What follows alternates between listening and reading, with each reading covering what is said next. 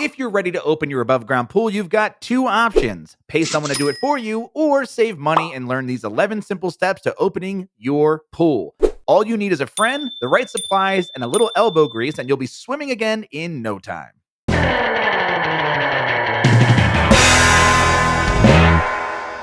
Before we dive right into opening up an above ground pool, you'll need to have the right supplies. You'll need a pool cover pump, a soft broom or a skimmer net, a winter cover cleaner or some car wash soap, a startup chemical kit, and a friend to help. Hopefully you have a friend, right? Hello! So now that we've got the necessary supplies, let's walk through the 11 steps to get your above ground pool open. Step number 1, clean your winter pool cover. Your first priority is removing all the water, leaves, and debris from your pool cover.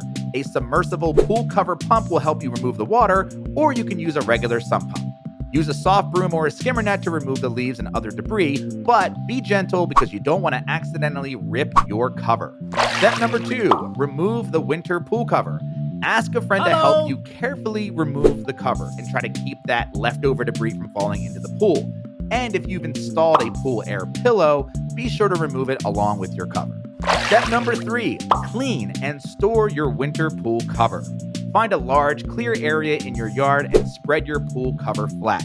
Wash your cover with water, cover cleaner or car wash soap, and a scrub brush or rubber broom. Scrub it thoroughly, but gently. The more you take care of your cover, the longer it'll last.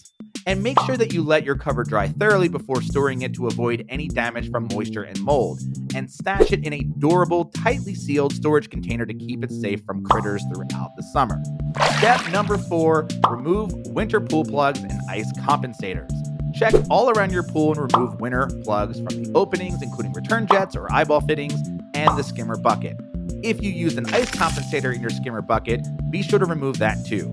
Reinstall all the skimmer baskets and return jets into the return lines. If you've used the skimmer plate, also called a skimmer cover, during the winter, make sure that you remove it. A skimmer plate helps keep the water out of your skimmer during the winter while keeping your pool filled. Once it's gone, water can flow easily when you reactivate your pool's filter system. Step number 5, add water to your pool. Make sure your pool is filled to the halfway mark of your skimmer's opening. And when you add water, use a hose filter to filter out any impurities. Real quick before we continue, if you're looking for an easy to follow tutorial that'll answer all your pool questions, go check out our Pool Care Handbook and video course. You'll get over 30 in-depth video lessons and a step-by-step downloadable guide covering everything you need to know about pool maintenance. It's packed with money-saving tips so you can save money and time keeping your swimming pool clean. This is the ultimate manual for every type of pool, including in-ground, above-ground, and in-text blow-up pools. The best part is we always keep it up to date, so once you buy it, you have access to the latest and greatest version for life. So because you're watching this video, you can go to swimuniversity.com/pool and use the promo code video.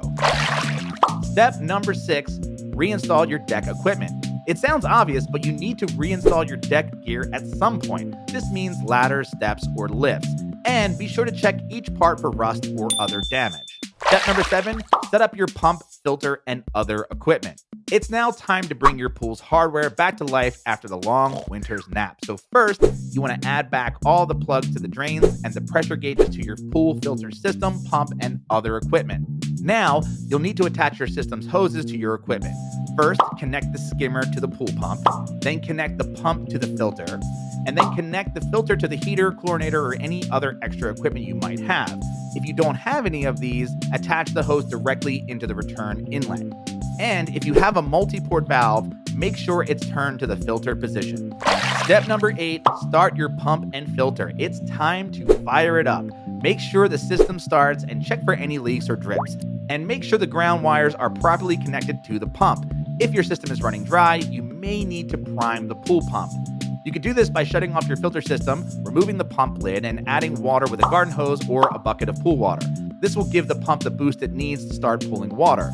Put the pump lid back on, tighten it up, and restart the system. Then, backwash your filter after you start your filter system up. Always follow the manufacturer's instructions when backwashing any filter. Step number 9, clean your pool.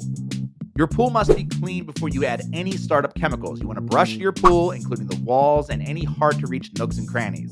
Hey, if your friend's still around, get them to help too. And while you're at it, you should vacuum your pool. Once you're finished cleaning, skim the surface of the water to collect any leftover debris. Step number 10, add your startup chemicals.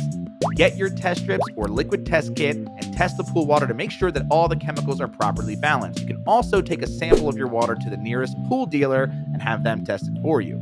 Once you've got your pool water balanced, you want to shock your pool. Use 2 pounds of pool shock for every 10,000 gallons of pool water, or 5 gallons of liquid shock for every 20,000 gallons of pool water. This is a double shock, which is twice the normal amount of shock. This will give your pool a sanitizing whammy to make sure that the water is ready for swimming. And remember, don't forget to shock your pool at night or dusk to keep sunlight from burning off the shock too quickly. Step number 11, run the pool pump. After you've done all of this work, let your pool pump run for at least 24 hours. Vacuum out any debris that appears, retest the pool water, and if the results look good, grab your swimsuit and dive right in. That's it. That's everything you need to know about opening up an above-ground pool. If you missed anything or have any questions, please leave a comment to let us know and to help your fellow pool owners. And hit the like button if you found this video helpful. If you want to learn more about pool maintenance and troubleshooting, subscribe to our channel for more videos like this one and check out the Pool Care Handbook and video course at swimuniversity.com/pool. Don't forget to enter the promo code video to get 10% off. That's it. Thanks again and happy swimming.